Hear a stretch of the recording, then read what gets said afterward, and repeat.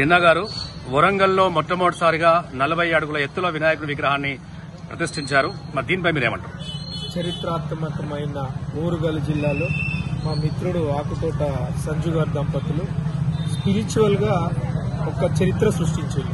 వాస్తవంగా వినాయకుడు అనగానే ఫస్ట్ ఖైరతాబాద్ విగ్రహాన్ని మనము ప్రతి ఒక్కరు కొలుస్తారు, అంత పెద్ద విగ్రహం అనే పెడతారు.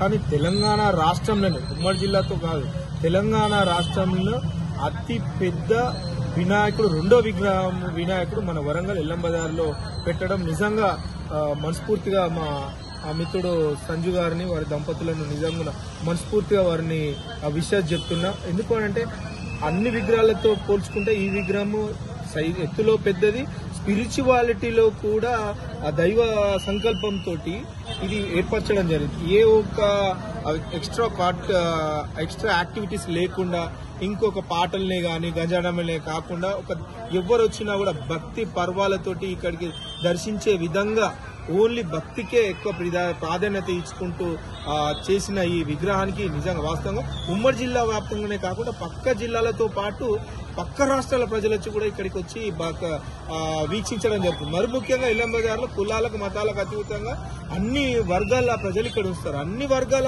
ప్రజలు, హిందువులు, ముస్లింలు, క్రిస్టియన్లు, సిక్కులు వచ్చి ఇక్కడికి వచ్చి వాళ్ళ భక్తుల ప్రయంగా వాళ్ళందరూ దీవెనలు తీసుకొని మొక్కడం జరుగుతుంది. అంటే ఇంకొకటి ఏంటంటే ఈ విగ్రహం ఇక పెద్ద విగ్రహం పెట్టడంతో పాటు వాళ్ళ పాత్ర కూడా ఉన్నది. వాళ్ళు కూడా మా ఏరియాలో ఎంత పెద్ద చేస్తుండ్రు, మా బాధ్యతగా మేము ఉండాలని ఒక నాన్ హిందూస్ కూడా వాళ్ళు వచ్చి ఇక్కడ విగ్రహానికి సపోర్ట్ చేయడం జరుగుతుంది.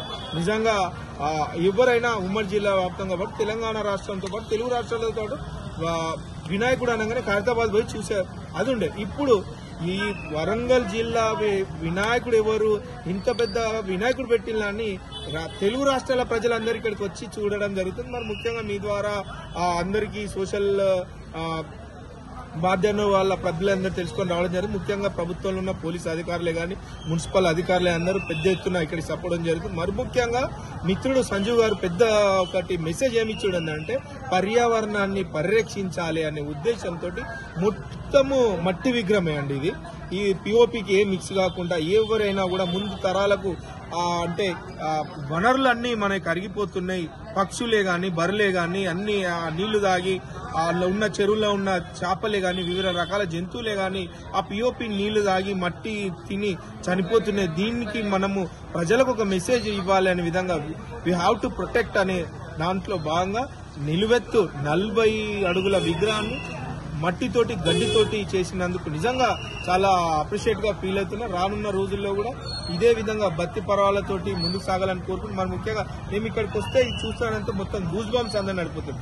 వరంగల్ అంటే ఒక స్పిరిచువాలిటీకి హబ్, ఒక స్పిరిచువాలిటీకి చరిత్రాత్మకమైన వరంగల్. ఒక భద్రకాళి అమ్మవారే గాని, రామప్ప దేవాలయం గానీ, వేస్తమ్మల గుడే గాని, కిరవరంగల్ కోటే గాని చెప్పుకుంటూ పోతే 100 ఆలయాలు ఉంటాయి. అటువంటి 100 ఆలయాల చరిత్ర ఈ 40 అడుగుల విగ్రహం చరిత్రలో నిలిచిపోతుందని కోరుకుంటూ ఈ 9 రోజులు ఆ దేవుని దీవెనలు ప్రతి ఒక్కరి పైన ఉండాలని కోరుకుంటూ, అలాగే నేను కూడా అడగడం జరిగింది, మరి సంజు గారు ఇంత విగ్రహం నీకు పెట్టడం ఏ విధంగా వచ్చింది, ఇంకా నువ్వు ధైర్యం చేస్తావని మేము కూడా కొంత డౌట్ పడ్డాం, కొంత భయపడ్డాం. కానీ ఆయన సంకల్పం, దేవుడు సంకల్పించినాక ఎవరు ఆపే శక్తి ఎవరికి ఉండదు.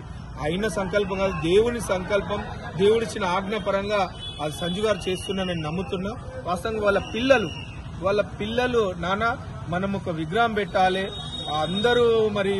అందరికన్నా పెద్ద విగ్రహం పెట్టాలి అని అంటే చిన్న పిల్లలు 3 years 5 years పిల్లలు నాకు వీడియో గేమ్స్ కావాలి, నాకు ఐస్ క్రీమ్ కావాలి, అటు తీసుకుపోవాలి ఇటు తీసుకుపోవాలి అనే జనరేషన్ ఉన్న పిల్లలు వాస్తవంగా దేవుడు వాళ్ళ ద్వారా మాట్లాడించి ఒక స్పిరిచువాలిటీ వైపు తీసుకెళ్లి అతిపెద్ద విగ్రహం అది మట్టితో చేయాలని వాళ్ళు పలికిన మాటలు, అది దేవుని పలుకులుగా వాళ్ళు నమ్మి స్వీకరించి